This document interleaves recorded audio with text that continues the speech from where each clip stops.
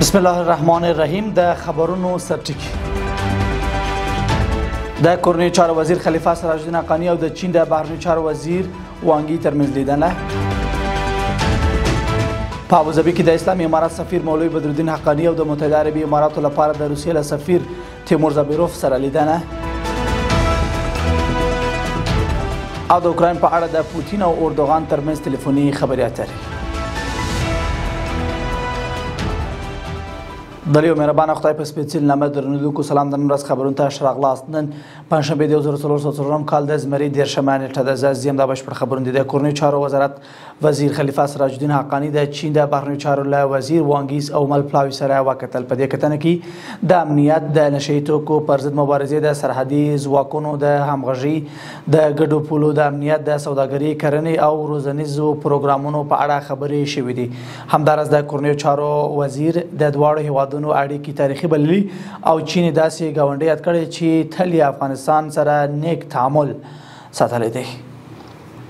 په ابوظبي کې د اسلامي امارات سفیر مولوی بدرالدین حقانی د متحده عربي اماراتو لپاره د روسیې له سفیر تیمور زابیروف سره کتلې. په متحده عربي اماراتو کې د افغانستان سفارت وایي چې د کتنه دواړو لوریو د افغانستان او روسیې د سیاسي اقتصادي او سیمه ییزو اړیکو پر پیاوړتیا او افغانستان پر ثبات او هوساینې او متقابل درناوي له مخې د همکاریو پر پراختیا خبرې کړې دي. د یاد سفارت په وینا د کتنه کې د روسیې سفیر د افغانستان د امنیت او پرمختګ د ستاینې ترڅنګ د همکاریو د پراختیا هوډ څرګند کړی دی. ورته مهال د افغانستان سفیر د روسیې له مثبت دریځ څخه مننه کړې او ډاډ یې ورکړی چې اسلامي امارات به د سیمې د ثبات د ګډه همکارۍ لپاره خپلې هڅې دوامدارې وساتي.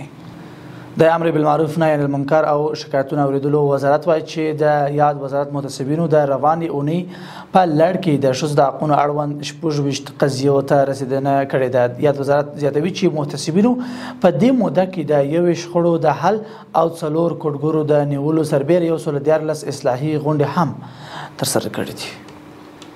او روسي خبر ده چې د انادولو خبري اژانس د راپور لمخې د ترکیې ولسمشر رجب طیب اردوغان له خپل روسي سیال ولادیمیر پوتین سره په الاسکا کې د روسیې او امریکا د ولسمشرانو ترمنځ د شوي ناستې د پایلو د سوداګریزو ستونزو او دوه اړخیزو اړیکو په تړاو تلیفوني خبرې کړې دي. په دې خبرو کې د ترکیې ولسمشر ویل چې نوموړی د اوکراین د سولې په پروسه کې روان پرمختګونه له نږدې څاري او ټینګار کړی چې د دغې جګړې له پیل راهیسې ترکیې په رښتیني ډول هڅه کړې څو یوه عادلانه سوله تامین شي. ورته مهال پوتین د سولې د خبرو اترو د کوربهتوب او هڅو له کبله د ترکیې څخه مننه کړې ده.